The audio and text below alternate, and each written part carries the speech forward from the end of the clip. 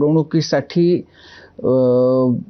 अनेक वेगवेगळ्या प्रकारची कामं आहेत. मला खरं तर ज्या पद्धतीचं काम तुम्ही केलं आणि जिथून सुरुवात करून पाथर्डीसारख्या छोट्या गावामध्ये जन्मलेला शिकलेला एक मुलगा आज आपलं नाव वेगवेगळ्या कारणांनी वेगवेगळ्या क्षेत्रांमध्ये असं चमकवतोय, खूप अभिमान वाटतो आम्हाला.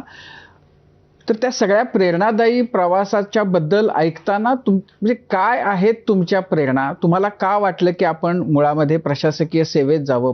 तिथं गेल्यानंतर जे पुढे सगळं काम तुमच्या हातून होत गेलं ते?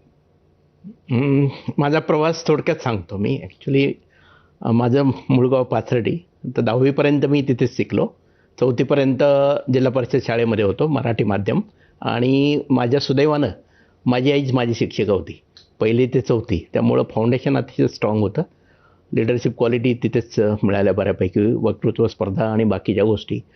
त्यानंतर 5वी ते 10वी तिथे श्रीत्रिलोक जैन विद्यालय 1923ची शाळा, तिथे शिकलो. आणि 10वीला चांगले मार्क मिळाले, 85% होते.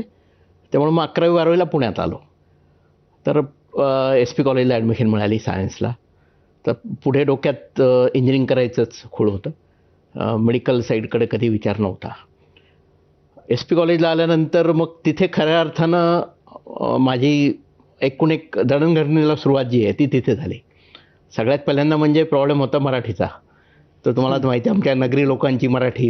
आणि ते SP कॉलेजला तर 2 महिने आम्ही बोलतच नव्हतो. आम्ही फक्त रूम बंद करून लिप कसं कुठे आई शपथ म्हणायचं, कुठे ते सगळं ते शिकायला वेळ गेला.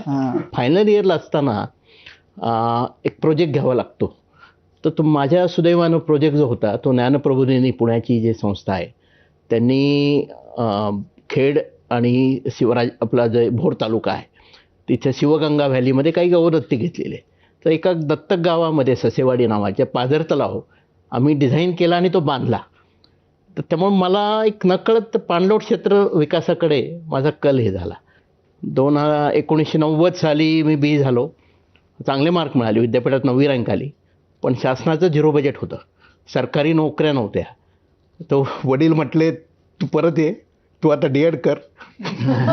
तर माझे आई वडील दोघे शिक्षक जिल्हा परिषद. माझ्या बहिणी पण शिक्षक आहेत, त्यांचे मिस्टर पण शिक्षक आहेत. माझ्या वडिलांच्या दोन्ही बहिणी पण शिक्षकांना दिलेल्या आहेत. माझे चुलते पण शिक्षक आहेत. त्यामुळं त्यांचं प्रॅक्टिस